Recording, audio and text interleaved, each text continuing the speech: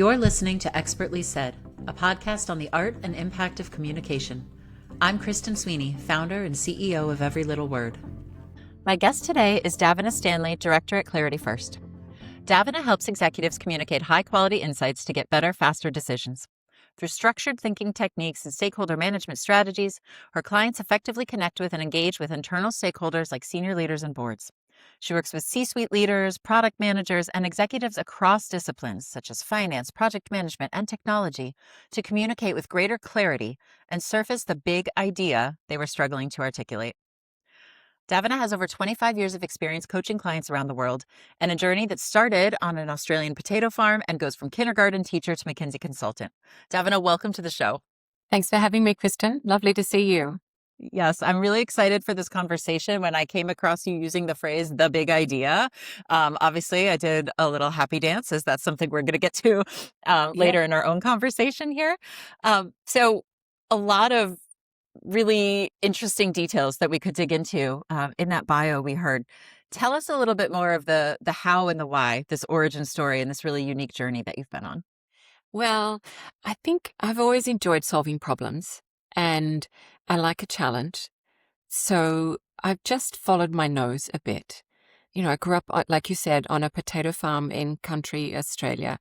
And I grew up thinking anything was possible, but had no idea what that was. And my mother was a teacher, my grandmother and my aunts and all were teachers. So I kind of kicked off with kindergarten teaching because it was tangible, and I wanted to get off the farm, right?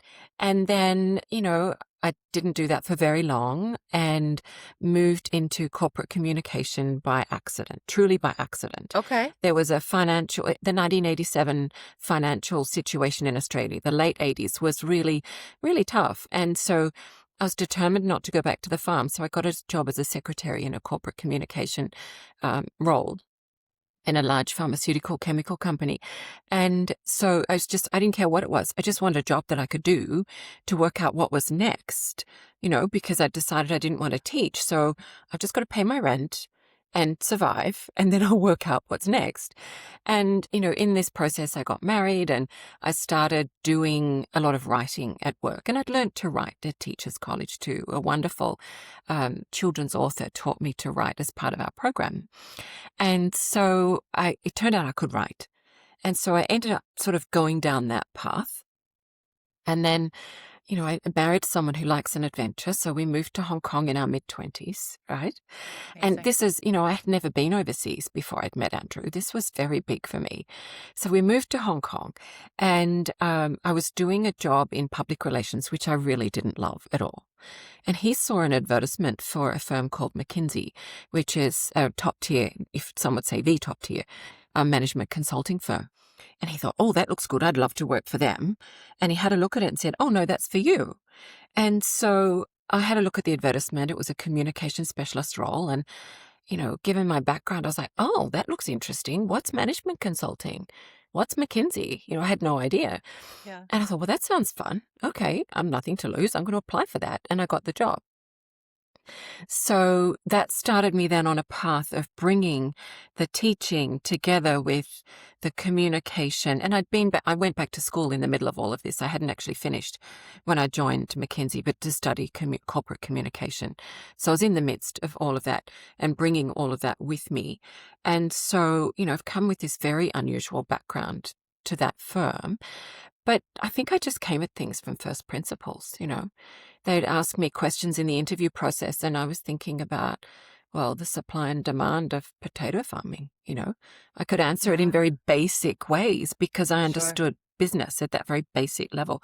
So anyway, so I joined them, and then the adventure continued with my husband, and I worked for them in Hong Kong. We moved to New York, we moved to Tokyo, and so I freelanced for the firm for a long time through these sorts of places, back to Australia, and now here permanently, I want to say, in the US, in Seattle, and have just built a practice on the back of that, using, enjoying problem solving, enjoying helping people, finding new and interesting ways to help people communicate with greater clarity and insight, even more importantly than clarity, I think.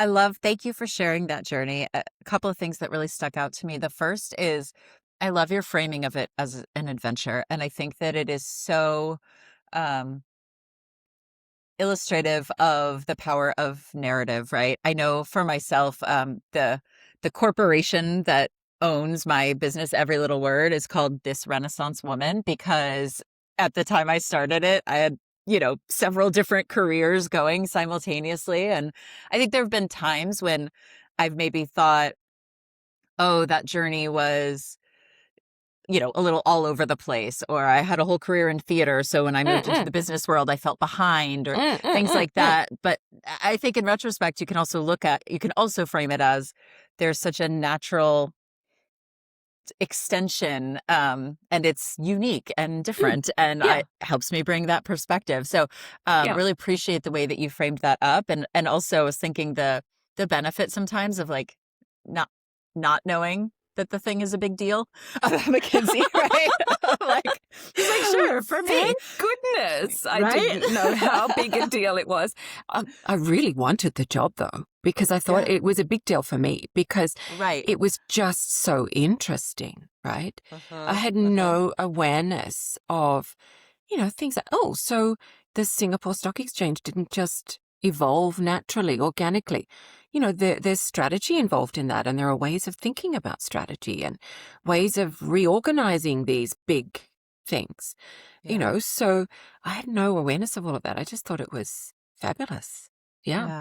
Yeah. And the other thing that's so interesting is you talked about that kind of bringing that business acumen. Mm. That's something we've heard from a number of guests on this show, of talking about, for communications leaders, especially, in-house communications leaders, the need to have that higher business acumen, to be more strategic, to have a better seat at the Mm. table. And interestingly, although the scale of my company is much smaller than that of many other folks, I too worked with a management consulting company for a long time, and own a business. So, Yeah, I talk that's about right. my P&L all the time. Like, Yes. these are things I'm thinking about constantly. Correct. Once you have employees, Yeah. absolutely. Yeah. Yes. But also the idea that experience can translate, right? That your experience on Yeah. supply and demand of a potato farm. And so I do wonder how many folks have exposure to that in ways that may be less conventional, that they're not Yeah. thinking They're about, not where it's thinking like, about, I do know something yes. about the way this works. I just haven't, maybe I don't know the acronyms yet, or I haven't Yeah. thought about how to Yeah. apply it. Yeah. Yes. Yes. And I think too, having been a consultant for so long now, and truly it was something I could bring with me on the adventures with my husband. And, I freelanced back to McKinsey for a long time, like 15 years, I think I worked for them altogether, but then built my own practice. So you're constantly coming into a new environment and having to very quickly understand the people and relate to the people and bring something useful to them, very, very quickly. So as you get older, that becomes easier, I think. You've just seen so many different situations that you can Yes. think laterally and help, and Yeah. just be And of helpful, be course, useful. yeah. And all that experience, of course, also builds your own confidence in yourself and your Totally. abilities. And, Yes, yes. When you've trained lawyers how to write legal advice so they can get their advice across in 30 seconds, and you've stood in front of, partners and they've litigated your method, right, with you. It's fun. Like, you've just got to take Yeah. it on as sport. Yeah. And, my colleague and I taught lawyers for 5 years in how to get their advice across in 30 seconds. And there were, 1,000 or so of them. So I think I ran 300 whole day workshops for this firm Wow. over a number of years. It was long. And, we were getting a bit cocky by the end of it, because we thought, oh, we've got this down. We've rewritten legal advice. We've done all sorts of things, And then, because it was a compulsory program, we got to the end of the program, and you're getting the people who don't want to be there, who really don't want to be there. And so it gets harder, and we were like, what's going on? And then we worked it out. And one of my final workshops in that sort of rollout phase for them, I remember a gentleman who was, a big walrus of a fellow. I think he might have been the most profitable partner in the firm. And, is sort of very comfortable in his own skin, very happy to sit at the back of the room with his back, arms crossed over his belly and just look at you. And he sort of said in our pitching process, but what if we don't want to be clear? I was like, oh, interesting. Okay. So then I got him in one of these last workshops, right? And so here we are litigating the method because we're having some fun with it and we're having lots of banter and laughing. And I knew what was going on, but we're making fun of it. And then he, sees phone goes under the desk and then he gets a phone call and he's like, oh, I'm so sorry, Davina. I've just got to go and deal with something. I've got an emergency, right? And the HR person was prepared for this because he'd been in the room too. Like he knew what was going on at the end of this program. And so Mike was out in the hallway. He'd excused himself earlier, just waiting for this chap to come out. And so Mike said to him, so you got your secretary to call you, huh? And he's like, oh, yes. Well, back you go then. No, sorry. The chairman said you're going to be here and you're going to be here. Back in, right? And so he went back in and he stayed all day. We had such a lot of fun and then he wouldn't leave. He was there for an hour after the day finished. Oh my God. He's like, oh, this is actually really good. This is fantastic. So once you've done that, it's like, okay, game on. All right. Yes. Yeah. I know what you mean. Those kind of like hard nuts to crack, and once you get those a few of those folks to open up, you're like, all right, I'm not afraid of this anymore. We're all lonely people. Yeah, exactly. So I want to transition a little bit into hearing more about the specific work that you do. You've talked about helping your clients create, I think it's presentations that are fast to prepare and easy to approve, and specifically for these internal audiences. So we're not talking about external communications for senior leadership and, boards in some cases. Can you tell us just a little bit more about the scope of what you work on and what are the challenges, especially when folks are trying to communicate with these stakeholders? Yes. So I think the first thing you've got to do is work out what outcome you need. So it doesn't matter if you are a graduate communicating to your manager or you're in the C-suite communicating to the board. You've got to get very, very clear about the outcome you need from your communication and from your specific audience too, right? And so I have a way of just helping people write a sentence down that says, as a result of this, let's say it's a presentation, it might be a meeting that you need to speak in, it might be a report, it might be any kind of communication really, but something you've got to think about. As a result of that, I need who to do what. And drilling quite deeply into the who, because very often people are presenting to, a steering committee where you've got people from all sorts of backgrounds, or to a leadership team, or it might be they just need to think deeply about a particular person too. So you've got to think carefully about who is it in that group that is going to be the most influential in your decision, and what are the big issues for them? What's controversial about what you might say? What's interesting about your point of view? What might they naturally relate to, and what might they find challenging? And really think in a strategic way to say, okay, so I've come to this endeavor thinking I've got to write a presentation for the steering committee. Let's say that's my assumption. Actually, I do.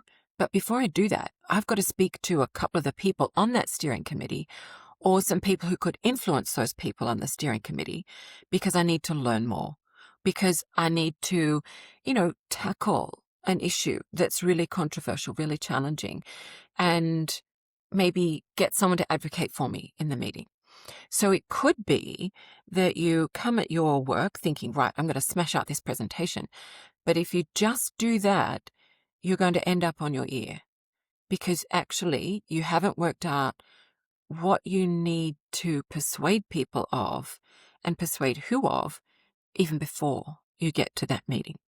So this sentence is very powerful because it enables you to think, okay, what point in time am I focusing on? Am I focusing on those pre-conversations right now to get that clear?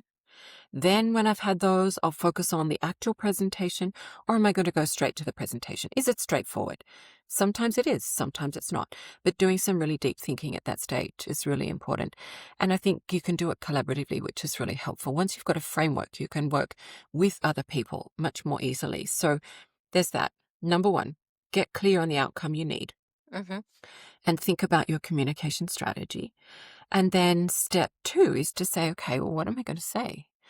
And I encourage people to map that on a page. And I have 10 patterns that I think work really well in corporate. And they work, I think, 99% of the time. You know, I've helped people write thousands and thousands and thousands of stories. And so I use the method that McKinsey uses called structured thinking, which means there's two basic ways to organize your ideas. You have a short introduction, one big idea, one main message, and then two different ways of organizing your ideas below. And so within that, you say, well, okay, if I've got two structures I could choose from, then what do I put in them? And so that's where I've got 5 patterns for each. So I encourage people then to map their messaging using a pattern as a cheat to get it all on a page. And once you get it on a very structured page, then you can go to your manager and say, I think I know what I need to say to the steering committee. Can you just have a quick look? And it's quick for them to review because they can see you've just sent them one page, you know, given them what you think your outcome needs to be. You've given them the one pager. They can review it in 15 minutes. And, you know, oh, no, look, I'm sorry, that's not the direction we need to go. I really think you need to take it this way. Actually, some things have happened since I asked you to prepare this presentation that you need to know about. That's why. Here you need to know. Or they might say, this is heading off in the right direction. That's great. But I think you need to up-level these ideas a bit more. And look, I'd reframe it a bit like this, but generally it's great. So just accommodate these thoughts. Off you go. Or you might have a number of stakeholders that you need to get input from. And so you give each of them that one pager and say, can you have a look? And they come back with their comments. They can come back to you quickly. One of the big challenges with preparing presentations is people prepare the presentation, right? And whether it's a written report or a presentation, they give it to their leader or their stakeholders or both. And they say, okay, and, you know, the leaders open it up and they think, okay, you know, Mary spent a lot of time on this. And so I need to do it justice. I need to find some real time to review this. And they're back to back with meetings. And they think, okay, I don't want to let Mary down. So I'm going to do this properly. And, you know, I'll get to it in a couple of days. And, you know, momentum gets lost. And then, you know, the boss realizes, oh, Mary's meeting's in 3 days' time. I better look at that. So what happens? Sunday night, one evening, maybe early in the morning if they're an early bird, really early for some people, they get out the presentation, they have a look at it. They can't just call Mary because it's out of hours. And so they have a good look at it and think, okay, well, I'm going to have to rewrite it because Mary's missed the point. Or Mary's buried the lead on page 37 and got to bring it forward or whatever. But they get into it. And what happens when you do that is you edit the detail, you rewrite, because you've got to make it neat so you can understand it, right? So you end up with this cycle that the leader ends up doing the work for Mary, which nobody's happy about. Mary feels really sad because her work looks like Right, including Mary, yeah. Yeah. And Mary gives up in the end and just sends the leader rubbish because the leader's going to rewrite it anyway, right? So that's one thing that happens. The other thing that happens is people try and do it together at once without a framework. I know we're going to talk about this a little bit more. Takes Yeah. a long time. Right. And right. I think it's really constructive to get multiple people together. And I'm convinced, I know actually, I've measured it. You can save time by doing this if you reciprocate with people, but get a couple of people together who know the framework and then do the draft together, whether they're key stakeholders, whether it's just your peers, and then you send it off. You can really save a lot of time because you cut through a lot of the noise and get to the point, the right point, the insightful point, much more quickly. You get less delays, you get faster approvals, you don't get these, steering committee discussions, which are all, so can you just explain to me where you're coming from? Or what did that actually mean? Like, what were you trying to say there? And you have half the conversation gone, really expensive meeting, Yeah. spent trying to clarify what the presentation says, right? Rather than actually, oh, that's an interesting idea. I thought about that after I read the pre-reading when I was walking the dog, and it seemed to me that that's really useful. It's a bit challenging, though. How will we do this aspect of the implementation? What do you think about that?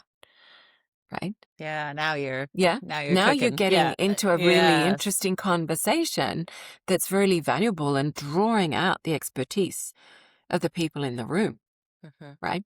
So I think people don't realize the value of having a really structured way of collaborating and of forcing yourself to get out of the weeds up to a high level so that you can have your messaging on a page. Because once you do that, it's super fast to make the presentation. Right? Yeah. Yes. I love, I'm nodding and smiling because, um, our work takes a little bit of a different form in my agency, but we work with executives and experts, and we're Uh-huh. often mining their insights and then Uh-huh. translating that into primarily some kind of external communication, although sometimes internal as well. Uh-huh. But the emphasis you've placed on the process and the realities, right? I Uh-huh. think that often the the blame is Yes. sometimes heaped on the part where you write the presentation, right? Yes. That is so rarely the actual blocker in my experience. Correct. It's everything that comes before and everything that comes after. And if you tighten those things up, this part gets even faster and more efficient, but Uh-huh. rarely is that the thing to Uh-huh. begin with. If that's Uh-huh. the thing, there's probably a lack of clarity to begin with, not understanding what the messaging is. So It's quite I a really, problem to solve, actually. And, yeah. I have a planner that I give my clients, and the idea is that I make myself redundant, right?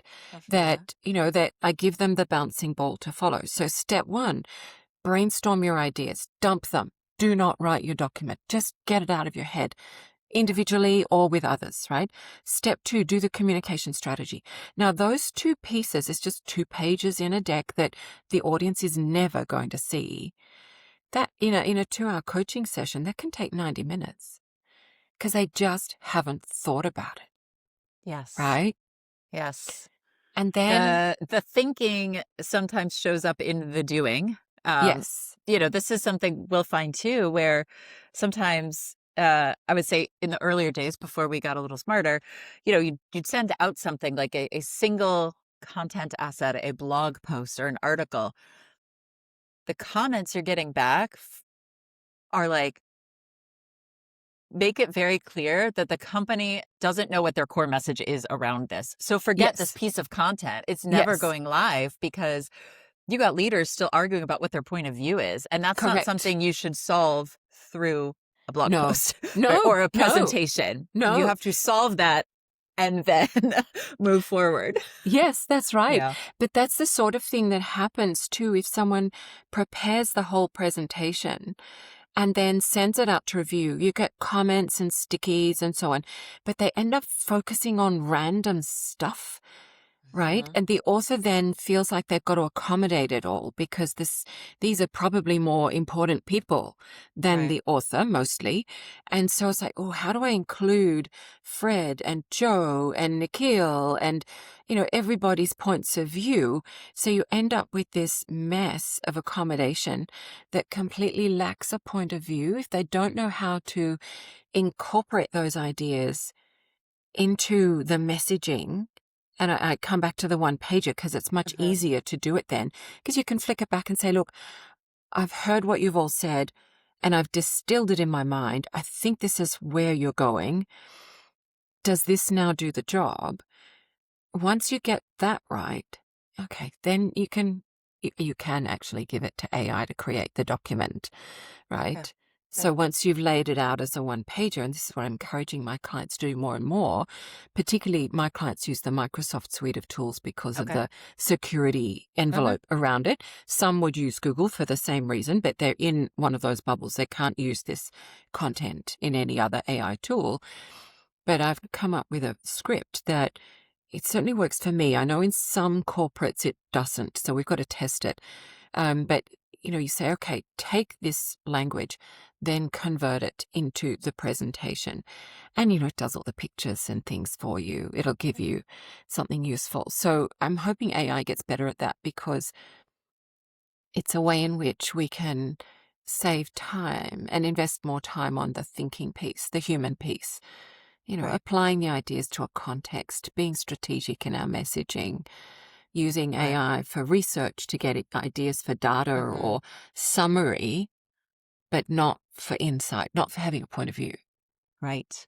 And there's certainly a place for design forward, where this wouldn't be appropriate. But I think the kind of presentations you're talking about in particular, it really is the messaging and that point of view and getting the right information that is the priority. Oh, Um, absolutely. Yes. yeah. Yeah. And to that point, tell us a little bit about what is maybe unique about an audience of senior leaders or boards that's different from other kinds of messaging. I don't know that there's as much as people think there is. Okay. Okay. So I think when you're communicating at the lower levels in an organization, you've got a more homogenous group of people because you're starting within a team, and teams are more, not always, but more homogenous. So if you're in technology, you're talking within technology speak, right? Or data or quality or something. So human resources even is technical. You've got your lingo, the way that you speak about HR issues. So when you're junior, you're working with a group of people who probably understand the content, the ideas. When you go further up, you've got a much more varied group of people. You've got decision-making groups that are deliberately dispersed or diverse. Right? You've got different disciplines that are mentioned. So if you go to a senior leadership team in a company, you're going to have technology, human resources, whatever, manufacturing, quality, whatever the issue, the relevant things are for the company. So you've got experts who are really good at their area that need to also have general business acumen. But so they don't come at your thing as an expert of your area. So you've got to be very good at translating your thing into business, general business. Now, and you also have an audience. The more senior people are, the more likely they are to synthesize really well. So they're going to think strategically. It's one of the barriers you've got to get through to be promoted to those more senior levels. So a more diverse group of people who you can be pretty confident, not 100%, but pretty confident, can think quite strategically. And so they don't want detail. They want detail in context, right? So I think everybody needs that, even at the junior levels. But I think the need is more acute at the senior levels. So if you're going to be promoted from graduate and then up to team leader and keep going up, you need to have the capacity to learn that stuff. And some people don't, right? Some people don't. Many people don't. Only, the organizations are shaped like that, aren't they? Right. So Right. it's a small number of people. So does that help you think about Yeah, that a I little? think I like what you said around that. It didn't quite go where I thought you were going to go, actually, because as you were describing all the different specialties, right, of a leadership team, and it's like, oh my gosh, that's like a marketer's nightmare, right? That's like the worst audience ever. We're talking to everyone. But Oh, no, you're not. No. business acumen is that common denominator. And so I imagine that some of your clients actually need a lot of support translating their technical or more operational in the weeds work to business impact, business outcome, business results, and thinking at that level, because that is the thing that the audience actually has in common, and that's the sort of hat they're all wearing when they show up. It is. Although when you say it's a marketer's nightmare, that process that I go through at the beginning does help a little because it does narrow the group down. So if you're asking for $5 million for a new plant that you want to build, let's say. Say it's an energy plant. I don't know, $5 million data center. 5 million is way too little for that. But let's imagine it's a component of a data center. Sure. So you've got the people in the room who've got the most interest in that topic and the most knowledge on that topic who'll be the most influential in making that decision. And it's not that the others won't have a point of view or won't involve themselves in the decision. A balanced leadership team will have a really good balanced discussion, but you will be speaking more to, for a big investment for a company, the CFO is going to be really pivotal, obviously. Okay. And then you'll have people that have particular points of view, or you'll find out have particular points of view on data centers, right? So, the technology, the data team, the manufacturing team, you work out who's most important in relation to the nature of your recommendation. So you do narrow the field a bit. It's not quite as bad a nightmare as you think. Yeah. Well, and on the flip side, these are known individuals, right? So often when you think about external messaging, you're thinking in terms of an ICP or a persona, a set of traits that describe a fake someone that is representative. An avatar. Yes. And instead, you're dealing with the actual 5 people who can be known, and so hates the color yellow, and maybe that impacts, no what you choice do. on the colors, really. These settings, at least not much. Right. But those things are sort of removed from the conversation. But I think you'd be surprised how hard it is sometimes to get to know those people, though. Right. To know their role is one thing, but very often, if you think of senior communication, there are lots of layers in an organization, a big organization. So for somebody who maybe runs a team, not a team, or even a team of teams, to be communicating to the board or the senior leadership team, the top team reporting to the CEO, the C-suite, they might never have been in the room with these people before. Right? So they have to find out second and third hand what really matters to them and the way they like ideas communicated. But even more importantly, I think you can take on a few basics with internal business communication. And that is whether you are a graduate or you are on the board, you are busy, you've got too much to do, you've got too many emails, you've got too many things that you need to read. And so you can park a whole lot of ideas that people talk about in the way in which you organize communication. And, the whole idea of the hero's journey and all of these things that build towards the crescendo at the end, just get them out of your brain, in my opinion, because what you have is a super busy audience that needs to know the answer, know the insight really quickly, why it matters to them. They need to be able to skim the executive summary in seconds, get the general idea of where it's going, and know how the document is structured as a result. And I mean literally within seconds. If you're writing an email or you're writing a presentation to anybody, you need to get the main point across in a way that's unambiguous and fast, right?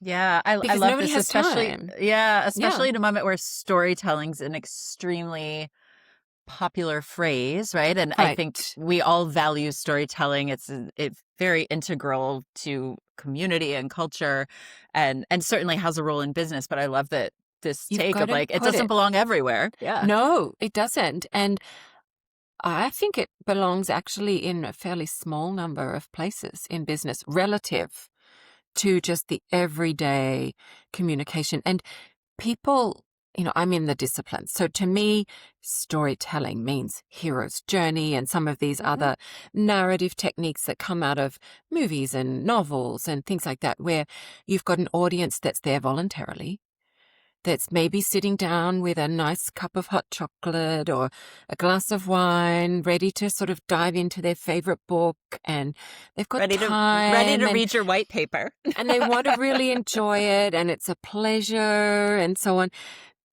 But that's not the context. These techniques can be woven in to a really tightly structured story where you might have a case study and you might bring out an example. I like to use an example. I haven't used this for a while. I've got to see if I remember it properly, but there was a client of mine that it was a supply chain, a retailer selling, office supplies. And they had a problem in one of their warehouses where the customers were receiving the wrong things, taking too long to get the wrong things. So you could tell that by saying, introduce the story by saying, we've got a real problem in the Nebraska warehouse. I'm making this up. It wasn't an American story. The delivery accuracy has plummeted by 20% over the last month, right? And that means something to people in there. And 20% is like, oh my gosh, that's a terrible number. Oh my gosh. But if you said, look, Ned from Nebraska was so cranky when he rang up the other day. Again, he got tea bags when he ordered a television, right? It just, it brings humor because it's ridiculous, actual story, but ridiculous. But it's like, customer is our number one priority. And, and Ned was one of 35 people to have an experience like this last week. That's storytelling a little bit. Yes. But it now was two you've got them sentences. hooked. Yeah. Correct. It's short. And it's like, oh, okay, now what are we going to do about this? Well, we've got an idea for you. How to fix that. Okay, tell me, please, how are we going to fix that? Right? Yeah. So you can use tiny ones, I think, in these contexts.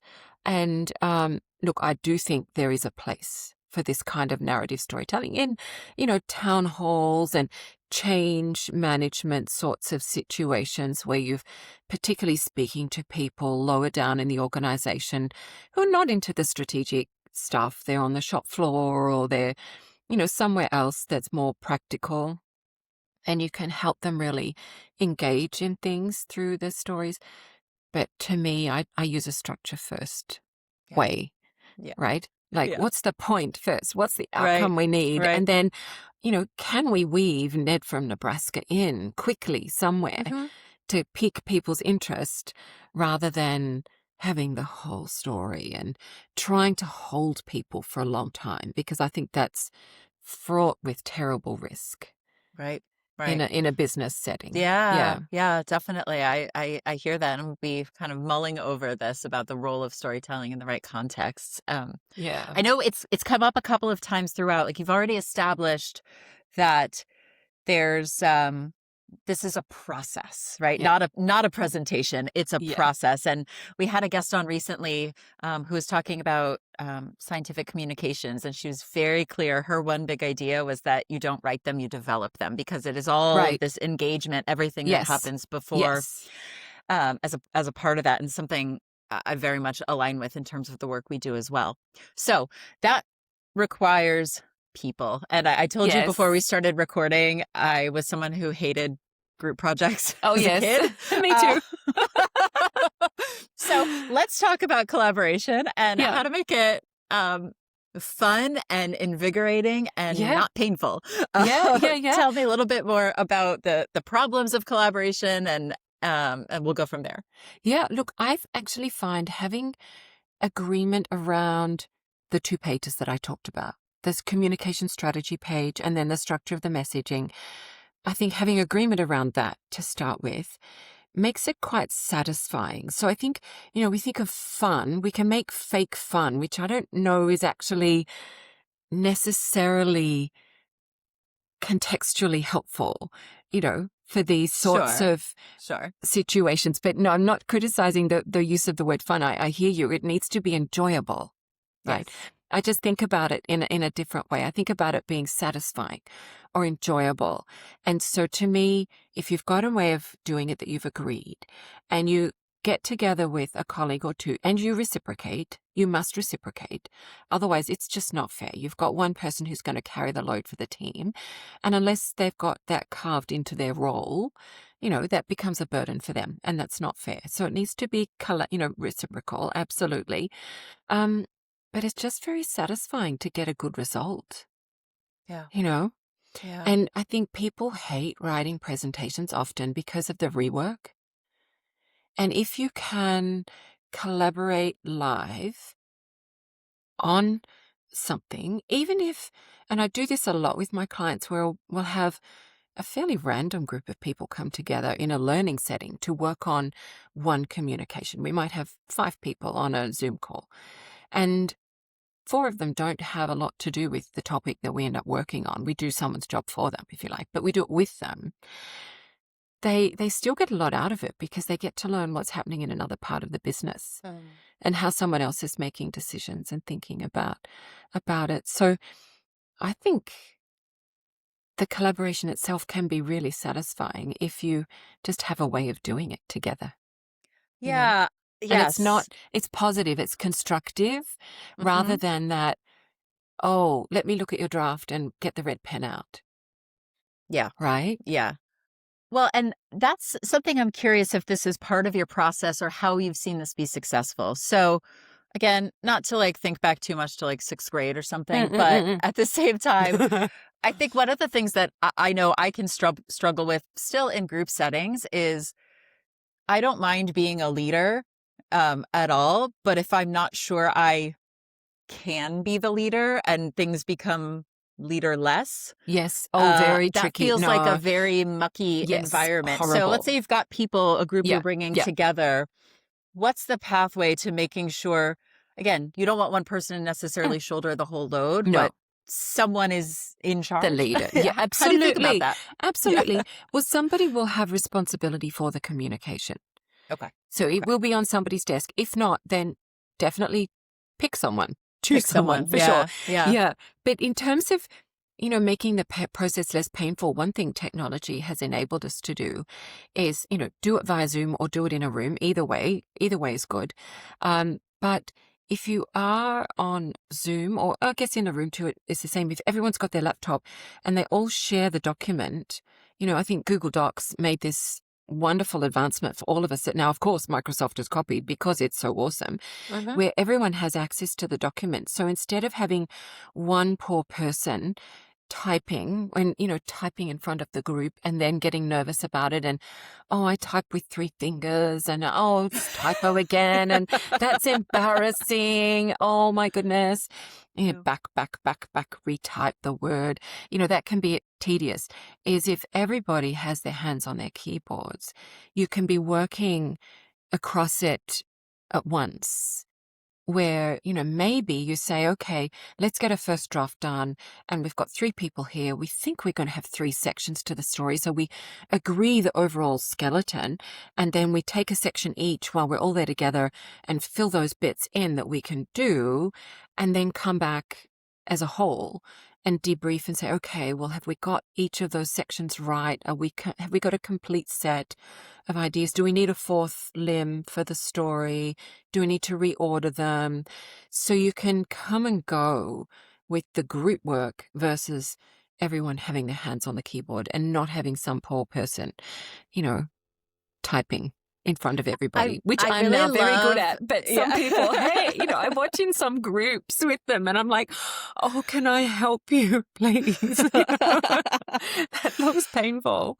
I love your attention to detail around the considered reality of folks. Like, I really appreciate it. I think that's the empathy that is so important at communications. And sometimes that doesn't look like having a big feeling for people. It looks like really, really understanding all of those micro things that create a different charge in the atmosphere and ultimately have an impact on the work that gets done, or the person who, doesn't feel comfortable enough to speak up but then later has, a bunch of ideas they want to share or that get missed entirely. So yes. I really appreciate that. Yeah. Yeah.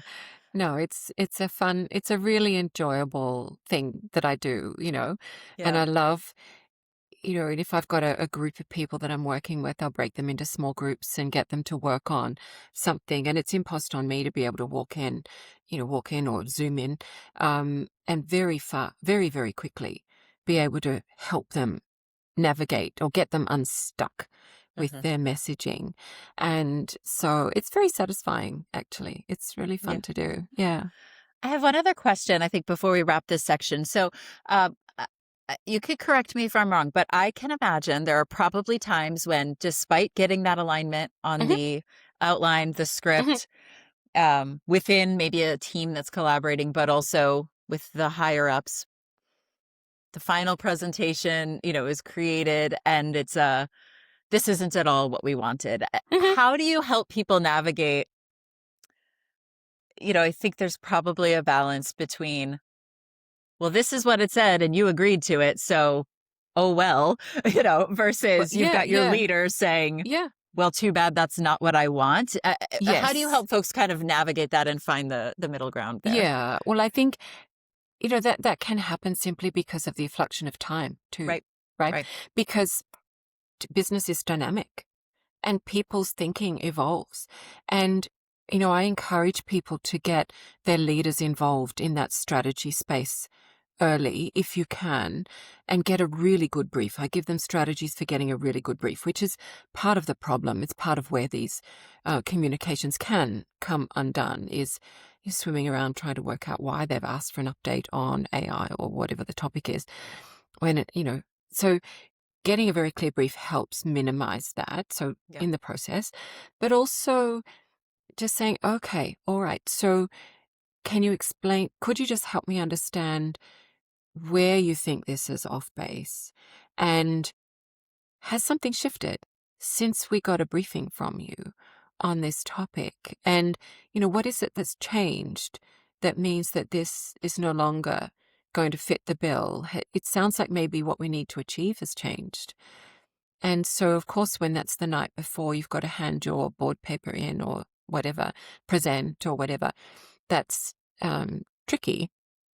But I think, too, you've got to allow yourself, okay, well, if something really material has shifted, do you say, okay, well, maybe part of this presentation is still useful and we change the scope and say we're coming back next time because there've been some changes?